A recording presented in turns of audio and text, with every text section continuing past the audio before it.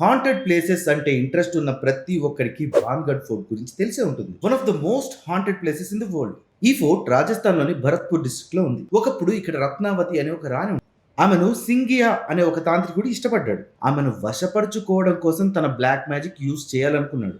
ఒకరోజు అందుకోసం తన బ్లాక్ మ్యాజిక్ తో ఒక లిక్విడ్ ని తయారు చేసి అది ఆమెకి ఇచ్చాడు. ఈ ప్లాన్ తెలుసుకున్న రత్నావతి ఆ లిక్విడ్ ని ఆ పక్కనే ఉన్న ఒక పెద్ద రాక్ మీద పడేసింది. ఆ తర్వాత ఆ రాక్ వచ్చి సింగియా మీద పడి సింగియా చనిపోయాడు. చనిపోయే ముందు ఆ కోటను శపించాడు సింగియా. అప్పటి నుంచే సాయంత్రం అవ్వగానే ఆ కోటలో నుంచి వింత వింత శబ్దాలు, ఆడవాళ్ళ అరుపులు అని అడుగుల శబ్దాలు వినిపిస్తున్నాయి అంటారు. అందుకే సాయంత్రం అయితే ఆ చుట్టుపక్కలకు కూడా ఎవరు వెళ్ళరు. దీని గురించి ఇంకొక స్టోరీ కూడా ఉంది. గురు బాలనాథ్ అనే ఒక సాధువు వీళ్ళు అక్కడ కోట కట్టుకోవడానికి పర్మిషన్ ఇచ్చాడు.